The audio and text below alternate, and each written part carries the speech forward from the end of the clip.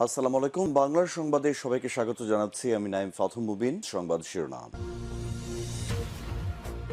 বাংলাদেশের সর্বশেষ গুরুত্বপূর্ণ আপডেট সংবাদে আপনাকে স্বাগত। শুরুতেই সংবাদ শিরোনাম, পরে বিস্তারিত। প্রথমেই জানাবো আমাদের হাতে থাকা সর্বশেষ গুরুত্বপূর্ণ সবথেকে তাজা আপডেট সংবাদ। পশ্চিমবঙ্গে নির্বাচনের পর বাংলাদেশের দায়িত্ব বেড়ে গেছে বললেন নাহিদ ইসলাম। ভারতের পশ্চিমবঙ্গে নির্বাচনের পর বাংলাদেশের দায়িত্ব বেড়েছে বলে জানিয়েছে বিরোধী দলীয় চিফ হুইপ ও জাতীয় নাগরিক পার্টি এনসিপির আহ্বায়ক নাহিদ ইসলাম। আজ চট্টগ্রাম প্রেস ক্লাবের জুলাই সিটি হলে এনসিপির যোগদান অনুষ্ঠানে প্রধান অতিথির বক্তব্যে তিনি এসব কথা জানিয়েছেন। নাহিদ ইসলাম বলেন, সম্প্রতি পশ্চিমবঙ্গে একটা নির্বাচন হয়েছে। বাংলাদেশের পার্শ্ববর্তী এলাকা হিসেবে পশ্চিমবঙ্গ আমাদের জন্য অত্যন্ত গুরুত্বপূর্ণ। সেই নির্বাচন তাদের অভ্যন্তরীণ বিষয়, কিন্তু নির্বাচন নিয়ে আমরা এজন্য কোনো কথা বলতে চাই না। কিন্তু তারা যে ধরনের সন্ত্রাসী কার্যক্রম করছে, আমাদের দেশে পুশিন করছে, এ বিষয় নিয়ে সরকারকে সতর্ক থাকতে হবে।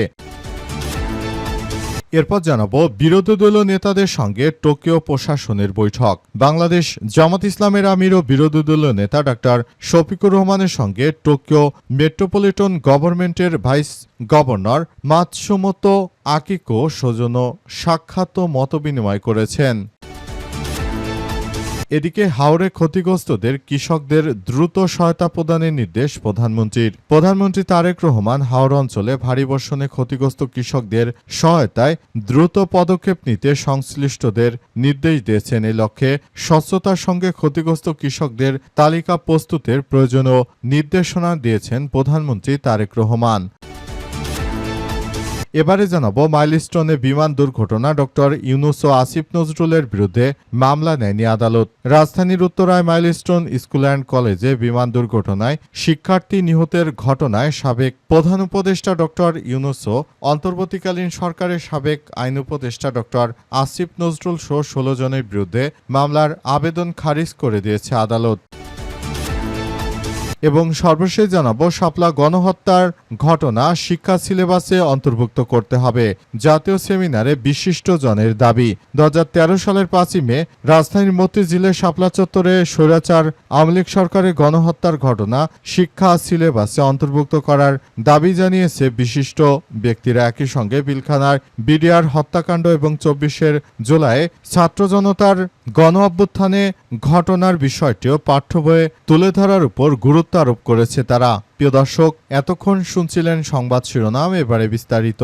তবে তার আগে বন্ধুরা অনুরোধ থাকবে এই সংবাদটিতে একটি লাইক দিন। এই চ্যানেলে আপনি নতুন হয়ে থাকলে আমাদের সংবাদটি দেখতে দেখতে চ্যানেলটি সাবস্ক্রাইব করে রাখুন। কমেন্ট করে বন্ধুরা আপনার মূল্যবান মতামত জানিয়ে দিন আপনি বিশ্বের কোন দেশ থেকে বা বাংলাদেশের কোন স্থান থেকে আমাদের সংবাদটি দেখছেন এবং শুনছেন। আর বন্ধুরা, সংবাদটি আপনার সোশ্যাল মিডিয়া ফেসবুকে শেয়ার করে বন্ধুদেরও দেখার সুযোগ করে দিন। গাজা যুদ্ধে আপনি যদি নিরীহ ফিলিস্তিনিদের ভালোবেসে থাকেন বন্ধুরা, কমেন্টে ইয়েস লিখে পুরো বিশ্বকে আমাদের এই সংবাদটি দেখার সুযোগ করে দিন। এবারে বিস্তারিত। পশ্চিমবঙ্গে নির্বাচনের পর বাংলাদেশের দায়িত্ব বেড়েছে বললেন নাহিদ। ভারতের পশ্চিমবঙ্গে নির্বাচনের পর বাংলাদেশের দায়িত্ব বেড়েছে বলে জানিয়েছে বিরোধী দলীয় চিফ হুইপ ও জাতীয় নাগরিক পার্টি এনসিপির আহ্বায়ক নাহিদ ইসলাম। আজ চট্টগ্রাম প্রেস ক্লাবে জুলাই সিটি হলে এনসিপিতে যোগদান অনুষ্ঠানে প্রধান অতিথির বক্তৃতায় তিনি এসব কথা জানিয়েছেন। নাহিদ ইসলাম বলেছেন, সম্প্রতি পশ্চিমবঙ্গে একটা নির্বাচন হয়েছে। বাংলাদেশ এর পার্শ্ববর্তী এলাকা হিসেবে পশ্চিমবঙ্গ আমাদের জন্য অত্যন্ত গুরুত্বপূর্ণ। সেই নির্বাচন তাদের অভ্যন্তরীণ বিষয়, কিন্তু নির্বাচন নিয়ে আমরা এজন্য কোনো কথা বলতে চাই না। তবে আমরা দেখতে পাচ্ছি নির্বাচনের আগে কয়েক লাখ ভোটারের নাগরিকত্ব কেড়ে নেওয়া হয়েছে, তাদের ভোটদান থেকে বিরত রাখা হয়েছিল। তাদের অধিকাংশ ছিল মুসলমান এবং মতুয়া সম্প্রদায়ের। এনসিপির আহ্বায়ক আরও জানিয়েছেন যে, আমি সংসদে এটা বলেছি, সেখানে মুসলিমদের নির্যাতন করা হচ্ছে, তাদের ভোটাধিকার কেড়ে নেওয়া হচ্ছে, এটা প্রভাব বাংলাদেশেও পড়বে। নির্বাচনের পরেও সেখানে মুসলিম নির্যাতন হচ্ছে, মতুয়া ও দলিত সংখ্যালঘু সম্প্রদায়ের উপর নির্যাতন করা হচ্ছে বলে মনে করেন তিনি আরও জানান, কথা সুস্পষ্টভাবে বলতে চাই, পশ্চিমবঙ্গে নির্বাচনের ফলাফল এরপরে বাংলাদেশের দায়িত্ব অনেক বেড়ে গিয়েছে। বাংলাদেশকে দায়িত্বশীল আচরণ করতে হবে। এক্ষেত্রে হিন্দু, মুসলমান, বৌদ্ধ, খ্রিস্টান সবার নিরাপত্তা, নাগরিকদের অধিকার নিশ্চিতের দায়িত্ব আমাদের সবারই নিতে হবে বলে জানিয়েছেন তিনি আরও জানিয়েছেন যে এভাবে যদি চলতে থাকে তাহলে ভারতের এই সম্প্রদায়গুলো তারা কিন্তু সরাসরি ভারতে টিকতে না পেরে তারা বাংলাদেশের দিকে ধীরে ধীরে পাড়ি জমাতে চাইবে। তাই এখন থেকেই এসব বিষয়গুলোকে আমাদের খুবই গুরুত্ব সহকারে দেখতে হবে। যদি ভারত থেকে তারা পুশিং করার চেষ্টা করে তাহলে সরকার কি ব্যবস্থা নেবে? সরকারকে এইসব বিষয় নিয়ে ভারতের পররাষ্ট্রমন্ত্রীর সঙ্গে কথা বলে সবকিছু ঠিকঠাক করতে হবে বলে জানিয়েছেন নাহিদ ইসলাম। এবং বর্তমানে এই পরিস্থিতিতে আসলে সবকিছু খুব সুন্দরভাবে গড়ে তোলার মধ্য দিয়ে এগিয়ে যেতে হবে বলে নিশ্চিত করা হয়েছে। বিরোধী দলীয় নেতার সঙ্গে টোকিও প্রশাসনের বৈঠক। প্রিয় দর্শক, আপনারা জানেন জাপান সফরে গিয়েছে বাংলাদেশের বিরোধী দলীয় নেতা ডক্টর শফিকুর রহমান। তিনি জাপান সফরে গিয়ে বিভিন্ন বিষয় নিয়ে জাপানের সরকারের সঙ্গে কথা বলেছেন এবং জাপানের পার্লামেন্ট তিনি ভিজিট করেছেন বলে জানা গেছে। বাংলাদেশ জামাত ইসলামের আমির ডক্টর শফিকুর রহমান তিনি জামাত ইসলামের বেশ কয়েকজন নেতৃত্ববৃন্দদেরকে নিয়ে তারপর এই জাপান সফরে গিয়েছেন এবং বর্তমান সময়ে তিনি জাপানে রয়েছেন এবং সেখান থেকে পুরোপুরি কার্যক্রম পরিচালনা করছেন। বিরোধী দলীয় নেতা হিসেবে ডক্টর শফিকুর রহমান দীর্ঘদিন ধরে বাংলাদেশের দায়িত্ব পালন করছেন এবং তিনি অত্যন্ত সুন্দরভাবে তিনি তার জায়গা থেকে তার দায়িত্ব পালন করছেন এবং রাষ্ট্রকে সুন্দরভাবে পরিচালনা করার ক্ষেত্রে তিনি অনেক বড় ভূমিকা রাখছেন। বাংলাদেশ জামাত ইসলামের আমির ডক্টর শফিকুর রহমান শুরু থেকে তিনি দেশের জন্য অনেক কষ্টে অনেক কিছু স্যাক্রিফাইস করেছেন। তার জন্য সারা বাংলাদেশের মানুষ অনেক বেশি খুশি। তবে তিনি জাপানের মতো বাংলাদেশকে সুন্দরভাবে গড়ে তুলতে চেয়েছিলেন, কিন্তু দুঃখজনক হলেও নির্বাচনে তাকে ইলেকশন ইঞ্জিনিয়ারিং করে তারপর হারিয়ে দেওয়া হয়েছে। সুতরাং এই মুহূর্তে বাংলাদেশ জামাত ইসলামের আমির ডক্টর শফিকুর রহমান তিনি কিভাবে কি করবেন বিষয়গুলো এখনো স্পষ্ট নয়। সবকিছু আসলে কি হতে যাচ্ছে সেটি এই মুহূর্তে সবাইকে নিয়ে করতে হবে বলে এমন তথ্য সামনে এসেছে। বাংলাদেশ জামাত ইসলামের আমির ডক্টর শফিকুর রহমান তিনি পুরোদমে কার্যক্রমগুলো সুন্দরভাবে চালিয়ে যাচ্ছেন বলে নিশ্চিত করা হয়েছে। হাওরে ক্ষতিগ্রস্ত কৃষকদের দ্রুত সহায়তা প্রদানের নির্দেশ প্রধানমন্ত্রীর। প্রধানমন্ত্রী তারেক রহমান হাওড়া অঞ্চলে ভারী বর্ষণে ক্ষতিগ্রস্ত কৃষকদের সহায়তায় দ্রুত পদক্ষেপ নিতে সংশ্লিষ্টদের নির্দেশ দিয়েছেন। এ লক্ষ্যে স্বচ্ছতার সঙ্গে ক্ষতিগ্রস্ত কৃষকদের সর্বাত্মকভাবে সহযোগিতা করার জন্য নির্দেশ দিয়েছেন বাংলাদেশের প্রধানমন্ত্রী তারেক রহমান। তিনি আরও নির্দেশ দিয়েছেন যারা ক্ষতিগ্রস্ত কৃষক রয়েছে তাদেরকে সর্বাত্মকভাবে সহযোগিতা করতে চায় সরকার। সরকারের পক্ষ থেকে আরও জানানো হয়েছে যে কোনো মূল্যে এই ক্ষতিগ্রস্ত কৃষকদের জন্য সরকার আবারও কৃষক কার্ড দিয়ে তাদেরকে টাকা পয়সা দিয়ে তাদের আর্থিক অবস্থার উন্নতি করার জন্য সরকার বদ্ধপরিকর।